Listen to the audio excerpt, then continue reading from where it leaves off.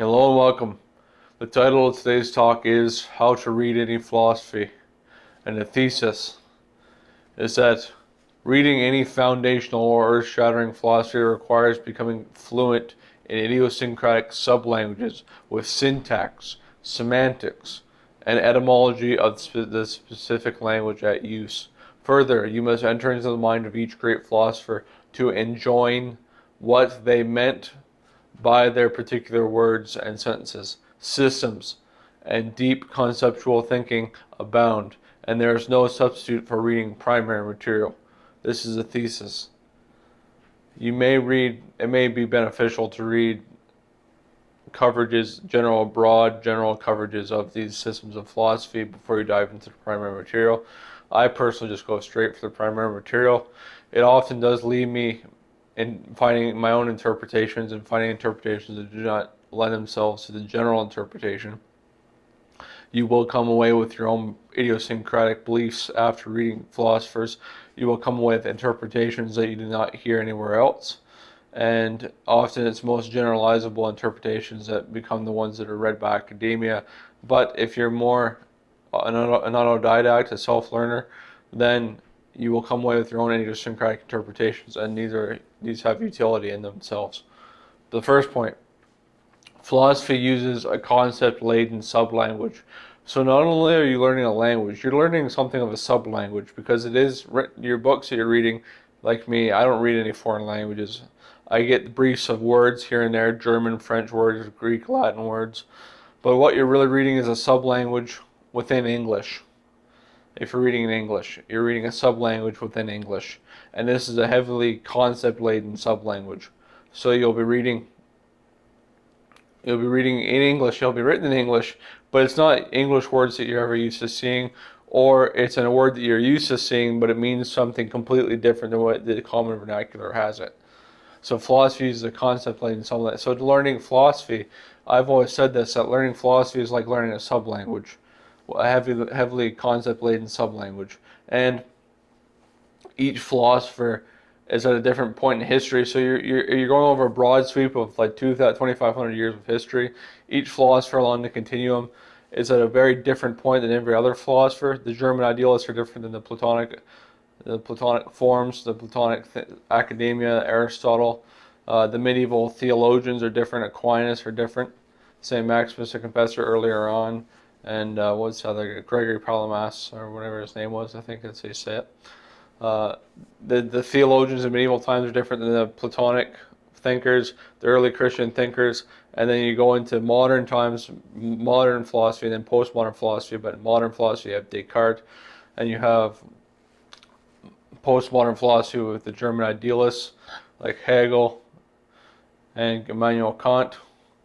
And the point is that each philosopher occupies a very different, they're in a different culture, a completely different culture, German versus Greek, or Latin versus English, John Locke, etc., Hobbes, etc. Each philosopher is a completely different cultural milieu. They have a different language they're even using. Their understanding is completely idiosyncratic. So when you're learning philosophy, you're learning a sublanguage, and this is point two actually, each philosopher is idiosyncratic in their own way. So each philosopher occupies a particular point in the history of philosophy with their own particular background, their own particular language. The way they write is different. It's funny because, when they say when you're playing an instrument, when you're guitar or piano, the way that each individual interacts with the instrument, the musculature in their hands, their muscle memory, their timing, their physical interaction with the instrument is idiosyncratic to that person. So that no two guitar players are alike.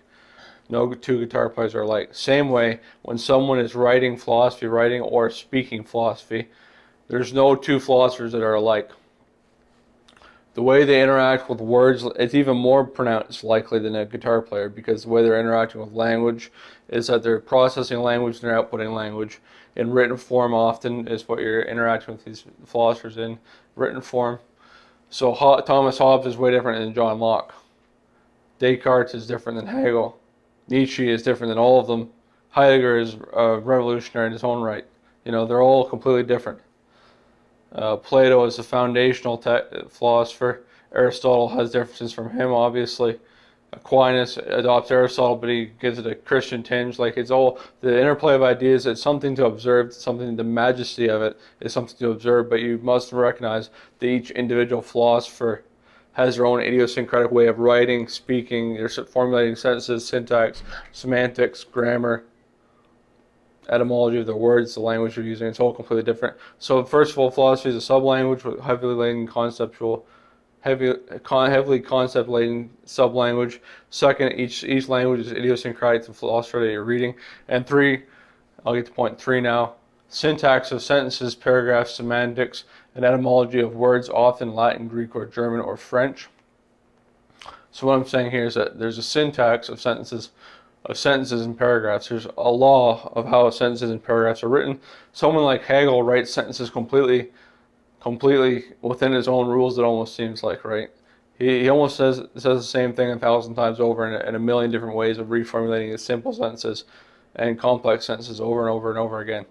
But each philosopher does have to follow some sort of syntax of sentences and paragraphs, right? But you must pay attention also to the semantics, the definitions of the words being used. Not only your own definitions, because your definitions differ obviously from the philosopher's usage of the word, and you can never, it's probably impossible to reconstruct the exact definition that happened in the mind of the philosopher, but you can come away with what the agreed interpretation is or your own interpretation, and that has equal utility. So the semantics, and I often find the etymology, the history of a word, to be useful. If you track the history of a word, how it's used, like when they're making the Oxford Dictionary, they're tracking the history of the word, how it was when it was first used, when it first appeared, and how many times it's referenced back in history. I find the etymology of a word to be it's also practically useful because it gives you a sense of how the philosopher's using it in their context, in their time. So the etymology, the history of the word. And often these words are Latin. There's lots of Greek words, Latin words, German words, and French words that you don't have to speak French or German or Latin or Greek. I don't speak any of these languages. I can't even read these languages really. But individual words I can pluck out. Like, for example, esse, E-S-S-E, means was a simple beginnings of simple essence in early Christian thought. Or energeia, as Aristotle used it. He used esse and energy. And energy was picked up by the Eastern Orthodox theologians and used to describe the energy of God. There's so many words. I'm trying to think of more. There's logos, of course, which is my key word that I'm interested in studying is logos. It's such a powerful word, but it's often poorly understood, or the full meaning isn't flushed out entirely. Aufhebung in German, right? What Hegel used, Aufhebung, coming to new ground or creating new ground or coming out of nothing, is Aufhebung, or means sublating. It otherwise means both coming to new ground and sublating, taking into your mental representations. So that's Aufhebung. That's German. That's what Hegel used a lot. French, I'm at a loss of. Even though I'm Canadian, I'm at a loss to figure out any French words. Maybe Le Mela by Lacan. Or das Thing, that's German. But you have to learn the syntax of sentences, paragraphs. You have to learn the semantics and definitions of the word, and you must understand the history of the word if you're to fully understand it in the context. Point 4, I find it useful to think in systems. And it's I think the most simple way to organize a system of thought is just organize it by when it occurred in history, right? Organize your thought by, this thought is a stream of German idealism. This thought is a stream of foundational Greek philosophy. This thought is a stream of medieval theologians. Place each thinker. If you have a bookshelf, categorize your bookshelf into streams of thought through history, or types of categories of thought, and you can organize your whole system of your mind, in your mind, as a system in the history of Western philosophy. And that's a beautiful way to organize it. But I completely disagree with Nietzsche. I can't stand Nietzsche when he says philosophize with a hammer and don't think in any systems. I think that systems are beautiful. I love systems. I'm a conservative, so I love systems. And the best way to organize the system is to just place each thinker in context, in the stream of thought that they occupied, the field of thought or the stream of thought that they occupied, medieval theology, or early Greek thought, or early Christian thought, or German idealism, or postmodern French school, or the Frankfurt School, or Heideggerian existential philosophy, etc., etc. Point 5, think in arrays of deep yet free-floating concepts. So when you're constructing these theories, excuse me,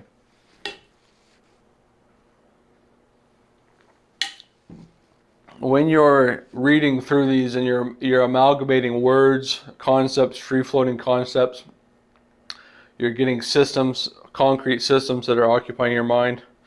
You're going to come across concepts like in Zizek is often exposed to Lacanian thinking, so the real, the imaginary, and the symbolic.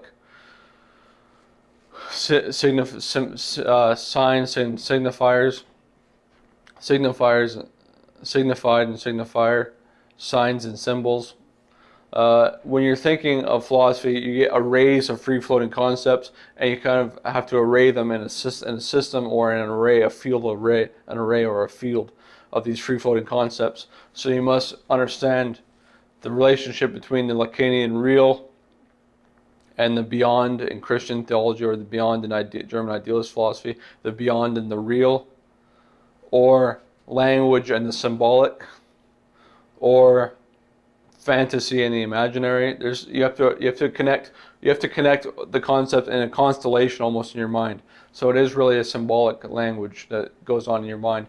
You're getting these. When you're reading philosophy, you're imbibing these arrays of free-floating concepts, and then you put them into a constellation in your mind of signs and signifiers, and you have these arrays or fields of free-floating concepts, and that's a beautiful way to think, like Rain Man. Point 6, read and reread primary material. There's no substitute for reading the primary material. So if you get a grasp of the depth and richness of how beautiful some of these minds were, how deep some of these minds were in history, these giants that would stand on their shoulders, it probably is useful. I don't read much general philosophy that reads out a general history of philosophy for me and lays it out for me. I really just dive right into the primary material. It probably makes me give into a lot of mistakes and misinterpretations, but that's the way that I like to read. I don't like to have any substitute for the primary material.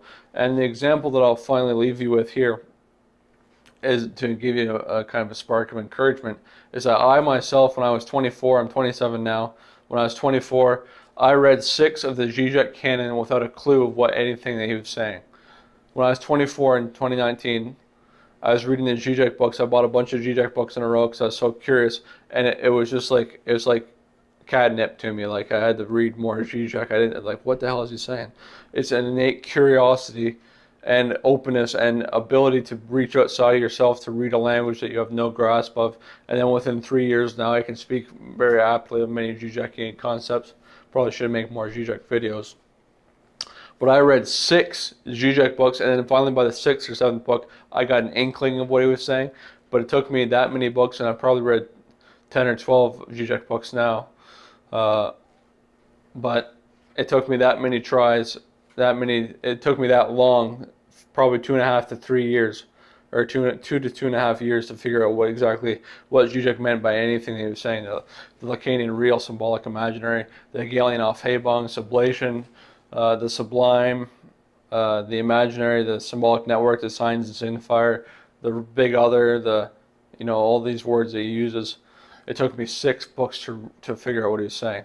So with that, I leave you. You must learn the sub-languages. You must learn the idiosyncratic authors. Place them in broad sweeps of history. Learn the syntax, semantics, etymology of words.